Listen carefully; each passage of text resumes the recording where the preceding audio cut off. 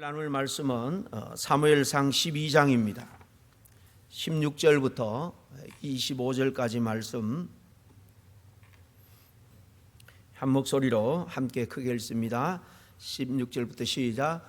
너희는 이제 가만히 서서 여호와께서 너희 목전에서 행하시는 이 큰 일을 보라.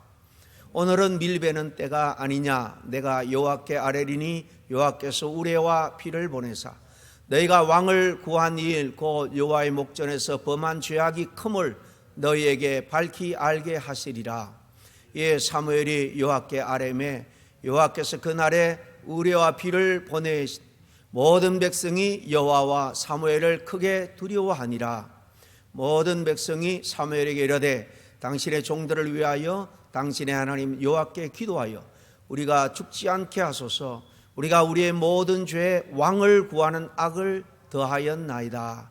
사무엘이 백성에게 이르되 두려워하지 말라. 너희가 과연 이 모든 악을 행하였으나 여호와를 따르는 데에서 돌아서지 말고 오직 너희의 마음을 다하여 여호와를 섬기라. 돌아서서 유익하게도 못하며 구원하지도 못하는 헛된 것을 따르지 말라. 그들은 헛되니라. 여호와께서는 너희를 자기 백성으로 삼으신 것을 기뻐하셨으므로 여호와께서는 그의 크신 이름을 위해서라도 자기 백성을 버리지 아니하실 것이요 나는 너희를 위하여 기도하기를 쉬는 죄를 여호와 앞에 결단코 범하지 아니하고 선하고 의로운 길을 너에게 가르칠 것인즉 너희는 여호와께서 너희를 위하여 행하신 그 큰 일을 생각하여 오직 그를 경외하며 너의 마음을 다하여 진실이 섬기라. 만일 너희가 여전히 악을 행하면 너희와 너희 왕이 다 멸망하리라. 아멘. 오늘로 사무엘상 25번째 시간입니다. 여러분 혹시 우리 그리스도인들이 저지르는 살면서 범하는 죄악들에 대해서 생각해 본 적이 있습니까? 일반적으로 뭐 어떤 죄일까요? 우리 믿는 자나 믿지 않는 자나 보통 거짓말하는 죄, 남을 미워하고 시용수 못하는, 또 때로 교만하고 또 음란을 품고 또 남이 안 볼 때 적당히 눈속임을 통해서 자기 이익을 착복하는 것들. 우리 그리스도인들도 사실 그렇게 세상 사람들보다 얼마나 나을까 하나님 보실 때 모르겠습니다. 이런 것들이 다 죄지만은 하나님께서 오늘 말씀해 보면 특별히 하나님의 백성들이 범하는 죄가 있다라는 것. 우리가 쉽게 생각하지 못했던 이 죄에 아주 강하게 말씀하는데 우리 23절에 읽었습니다. 같이 한번 보겠습니다. 23절. 나는 너희를 위하여 기도하기를 쉬는 죄를 여호와 앞에 결단코 범하지 아니하고 그랬습니다. 여러분 좀 놀랍지 않습니까? 우리가 기도를 쉬고 잘 못하고 게으른 것 죄라고 여러분 얼마나 생각을 해봤습니까? 근데 오늘 이 말씀에는 기도를 쉬는 죄에 대해서 말합니다. 우리는 바쁘기 때문에 또 할 일이 많기 때문에 기도를 좀 소홀히 했습니다. 잊었습니다.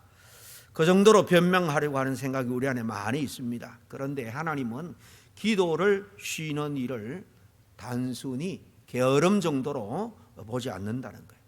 이것은 하나님과의 관계를 멀리하는 아주 심각한 영적인 그런 문제로 보시는 거예요. 오늘 본문은 이스라엘 백성이 왕을 요구하는 그런 죄를 범했을 때 하나님이 이 우기도 아닌 때에 이 우리와 함께 큰 비를 통해서 표적을 보여줍니다. 이 표적을 통해서 그들을 사실 책망하지만 또 뒤에 보면 위로로 마무리하는 모습을 볼 수가 있습니다. 사무엘은 백성들의 죄를 책망하면서도 끝까지 그들을 포기하지 않고 마지막까지 붙들고 있는데 그들을 위한 기도예요. 기도. 오늘 말씀을 통해서 하나님께서 왜 이토록 기도를 중요하게 여기실까 함께 좀 깊이 생각해 보기를 원합니다. 첫째로 기도는 하나님의 백성을 살게 하는, 살리는 영적인 생명줄과 같다는 것입니다. 오늘 16절에 보니까 가만히 서서 여호와께서 행하시는 큰 일을 보라, 그렇게 시작하죠. 그리고 때는 여기 오늘 밀베는 계절이다 그랬습니다. 밀벨 때. 이스라엘에서는 이 시기는 밀을 벨 때는 아주 햇빛이 쨍쨍합니다. 비가 잘 오지 않습니다. 그런데 사무엘이 기도하자 갑자기 비가 내릴 철도 아닌데 이울에 천둥과 함께 폭우가 쏟아졌다는 거예요. 그래서 단순한 자연현상이 아니라는 것입니다. 그 다음 17절에 보면 이것은 하나님께서 백성들의 죄를 깨닫게 하시는 그런 표적이었어요. 그제야 백성들이 두려워하며 외치죠. 19절에 뭐라고 외칩니까? 같이 읽습니다. 시작. 우리를 위하여 기도하여 우리가 죽지 않게 하소서. 그들의 죄에 대한 책망을 들은 백성들이 사무엘에게 간절히 부탁합니다. 우리를 위해서 기도하여 하나님의 심판을 받지 않게 해달라는 거예요. 여기 재미있는 사실이 있습니다. 그들은 그동안 쭉 이 8장부터 보면 우리에게 왕을 세워달라, 주변 나라처럼 왕을 세워주면 강력한 군대 조직과 무기들, 이런 전쟁 채비들을 잘해서 강한 나라, 그래서 누구에게도 핍박받지 않는 그런 강력한 나라, 태평성대를 이룰 수 있을 거다라고 그들은 생각을 했죠. 그래서 왕을 세워달라 요구하고 또 요구했습니다. 왕만 있으면 모든 인생의 문제가 해결될 줄로 그들이 생각한 거예요. 그런데 막상 하나님의 심판이 임하자 그들은 사울 왕을 찾지를 않습니다. 누구를 찾느냐? 기도하는 사람을 찾아요. 왜 그러냐면 결국 사람을 살리는 것은 군대도 세상의 어떤 부나 권력도 아니라는 거예요.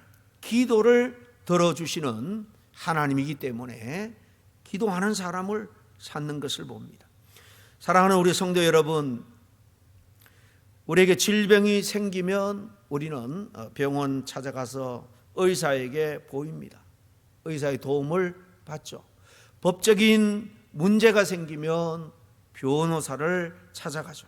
경제적인 문제가 생기면 이것을 풀어나갈 전문가를 찾기도 합니다. 물론 그거 참 중요하고 필요합니다. 그러나 그보다 먼저 하나님 앞에 우리는 겸하게 무릎을 꿇어야 한다는 거예요. 문제 앞에서 어떤 종류든 먼저 하나님 앞에 나가서 겸손하게 하나님의 인도함을 받기를 구해야 된다는 겁니다. 기도는 마지막 수단이 아니라 우리 믿는 자에게는 가장 먼저 붙잡아야 될 바로 생명의 줄인 거예요. 생명줄인 것입니다.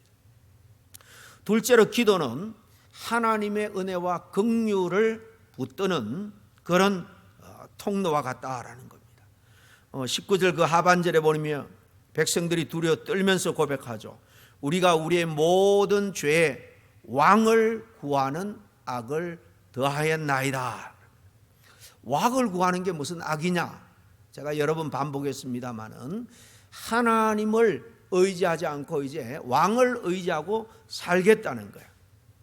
하나님을 신뢰하고 의지하는 믿음에서 왕을 더 신뢰하는 이들에게 왕은 하나님의 자리에 올라와 있는 것입니다. 마음에 우상이 되었다는 거죠. 그런데 사무엘이 놀라운 말을 합니다. 뒤에 보면 두려워하지 말라.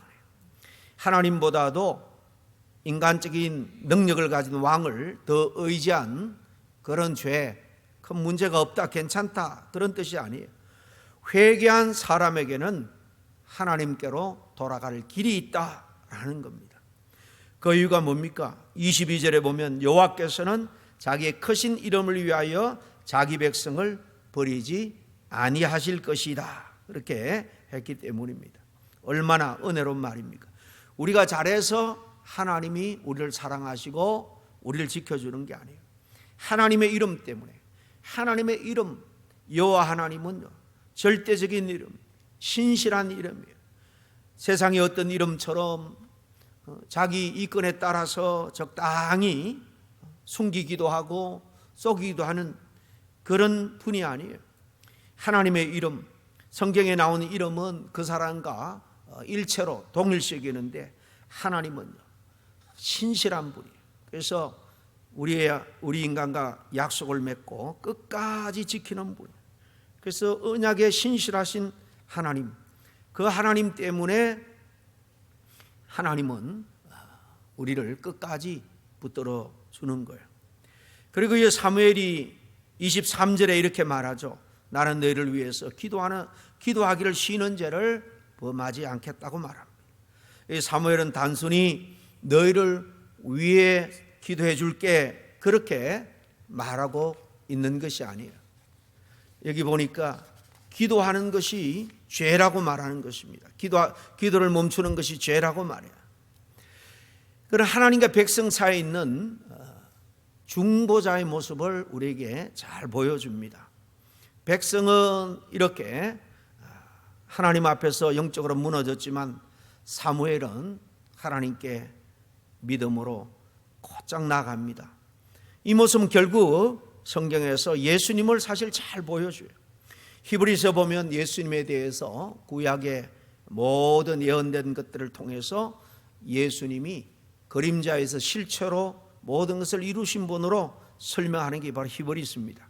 여기 예수님께서 십자가에서 우리의 죄를, 구약에는 죄를 범하면 계속 반복해서 속죄제를 짓지만은 그러나 히브리서에 보면 예수님께서는 십자가에서 우리의 죄를 단번에 십자가에 한 번 죽으심으로 이례적으로 모든 죄를 속죄했다, 그렇게 말합니다. 그런데 그걸로 사실 하나님은 우리를 위한 중보 사역을 끝낸 게 아니에요. 지금도 하나님 우편에서 우리를 위해서 끊임없이 중보하고 계신다라고 말씀합니다. 히브리서 7장 25절 말씀을 같이 한번 읽습니다. 시작. 그는 항상 살아계셔서 그들을 위하여 간구하심이라. 예수님을 말하는 거예요. 십자가에서 완전한 그런 희생 제물로서 우리의 죄를 속량하신 우리 주 예수 그리스도, 그러나 부활 성천하셔서 항상 살아계셔서 우리 죄인들을 위해서 간구한다, 중보한다라는 겁니다. 우리는 믿음으로 살아가지만 여전히 넘어질 때가 많습니다. 연약함 때문에 죄를 짓기도 하고요, 또 작은 일에도 낙심할 때가 많습니다. 그럴 때 사탄은 우리를 이렇게 정죄할 거예요. 네가 그러고도 더 이상 하나님의 자녀가 될 자격이 있느냐. 사탄은 끊임없이 우리에게 속삭입니다. 우리의 영적인 자존감을 꺾기 위해서, 그리고 모든 일을 다른 사람에게 핑계하고 전가하기 위해서 다른 사람의 약점을 계속 우리의 마음에 떠올리고 기억나게 하는 거예요. 이게 사탄이 하는 겁니다. 왜냐하면 우리의 믿음을 꺾게 하기 위한 거예요. 그렇지만 우리의 소원은, 우리의 소망은 우리의 온전함 때문에 있는 것이 아닙니다. 우리의 소망은 지금도 이렇게 살아계셔서 우리를 위해서 변호하시고 중보하시는 예수님께 있는 거예요. 예수님 끊임없이 하나님 아버지 앞에서 믿는 우리를 위해서 변호하는 거예요. 이 사람의 죄는 내가 이미 골고다 언덕에서 그 십자가상에서 다 그 죄값을 치렀습니다.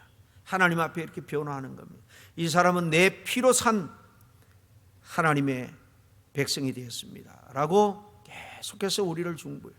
그래서 하나님께서는 우리를 바라볼 때에 여전히 믿지 않는 사람과 서두에 말한 동일한 죄도 똑같이 범하며 살아가지만은 하나님은 우리를 다시 이렇게 세워주는 거예요. 사탄은 우리를 계속해서 좌절하고 낭망하고 죄를 범하고 하나님으로부터 멀어지게 하지만은 하나님은 이렇게 끝까지 우리를 붙드시고 믿음을 지키도록 성령과 천군천사를 통해서 우리를 붙들어 주시는 겁니다. 그러므로 우리는 넘어졌다고 해서 절대로 좌절하거나 절망할 필요가 없습니다.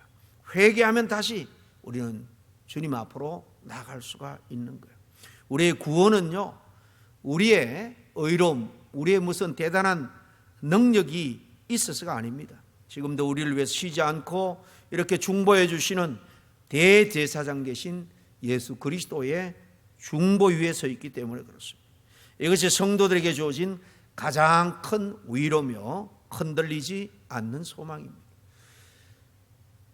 성도들 중에 신앙생활에서 하나님께 그저 감사하고 소망을 갖는 것은 남보다 잘 되고 건강하고 부귀영화를 누리고 자녀가 잘 되는 그것이 근거가 되면 그 소망은 금방 흔들릴 수밖에 없습니다.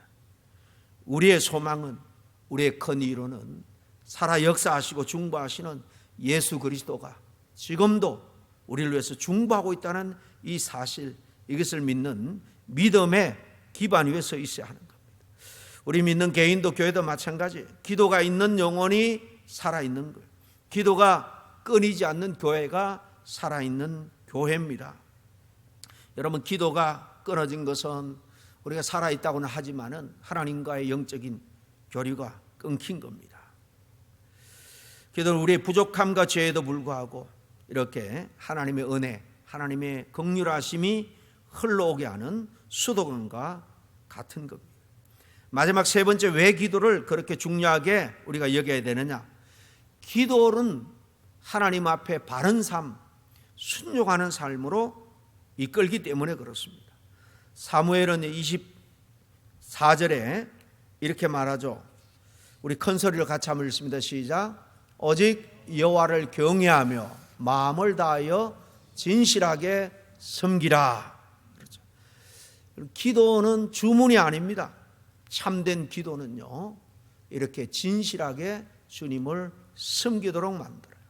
삶을 바꾸는 겁니다. 기도하는 사람은요, 하나님의 뜻을 묻게 되어 있습니다. 기도하는 사람은 죄를 미워하게 되어 있어요. 기도하는 사람은 자행자재하면서 내 뜻대로 살지 않습니다. 하나님의 뜻을 구하고 그 뜻에 순종하게 되어 있습니다. 사무엘은 이 25절 마지막으로 경고하죠. 너희가 여전히 악을 행하면 너희와 너희 왕이 다 멸망하리라 그랬습니다. 여러분, 기도와 순종은 언제나 함께 갑니다. 엔진만 아무리 좋아도 핸들을 바로 잡지 않으면 목적지에 갈 수가 없죠. 기도는 하나님의 능력과 긍휼을 공급받는 것이고, 순종은 그 능력과 긍휼을 따라서 바르게 살아가는 것입니다. 오늘 많은 사람들이 기도는 하지만 변화가 없습니다. 왜 그러냐? 참된 기도는 순종하는 삶으로 나아갈 수밖에 없는데, 기도를 건성으로 한다든가 형식적으로 그렇게 하기 때문에 참된 기도는 반드시 순종을 통해서 삶의 열매를 맺게 되어 있습니다. 여러분, 오늘 하나님 우리에게 중요한 사실 하나를 오늘 말씀에서 가르쳐 줍니다. 기도는 선택사항이 아니라는 거예요. 기도는 신앙생활에서 해도 되고 안 해도 되는 옵션이 아니라 생명과 같은 거예요. 안 하면 죽는 거예요. 하나님과의 영적 교제가 끊어지는 거예요. 기도를 쉬는 것은 이렇게 하나님으로부터 은혜와 영적 생명력을 공급받지 못하게 하는 것입니다. 사무엘은 백성에게 상처를 받았습니다. 그러나 하나님도 사무엘도 거절하고 왕을 세워달라고 왕을 그들은 바랐고 선택했습니다. 그럼에도 그는 말합니다. 나는 너희를 위하여 기도하기를 쉬는 죄를 범하지 않겠다. 이것이 바로 진정한 하나님의 사람의 모습입니다. 정말 나에게 믿기도 하고 손해를 끼치고 했지만은 그럼에도 불구하고 십자가에 못 박으라 소리치는 저들을 위해서 하나님 앞에 어리석음을 용서해달라고 기도하고 불쌍히 여겨달라고 기도했던 것처럼 우리도 그런 성숙한 사람으로 한 단계 더 나아가야 될 줄 압니다. 예수님도 십자가 위에서 자신을 못 박는 사람을 위해서 기도한 것처럼 지금도 우리 옆에서 영으로 우리를 위해서 도우시고 또 하나님께 중보하는 것처럼 우리도 그런 삶을 살아야 한다는 겁니다. 여러분, 혹시 요즘 기도가 식어져 있지는 않습니까? 바쁘다는 이유로 또 피곤하다는 이유로 하나님과 대화하는 시간이 점점 짧아지고 완전히 또 잃어버리지는 않았는지 모르겠습니다. 오늘 다시 기도의 자리로 돌아갈 수 있기를 바랍니다. 자신을 위해서 기도하고, 가정을 위해서 기도하고, 교회를 위해서 기도하고, 이웃과 나라를 위해서 기도해야 합니다. 오늘 우리가 살아가는 이 세상이 얼마나 각박합니까? 자연은 자연대로 그 질서를, 사실 질서가 파괴되어서 열돔 현상으로 온 지구촌이 지금 불덩입니다. 그런가 하면 인간의 욕심으로 전쟁은 계속해서 확대만 되고 있는 실정입니다.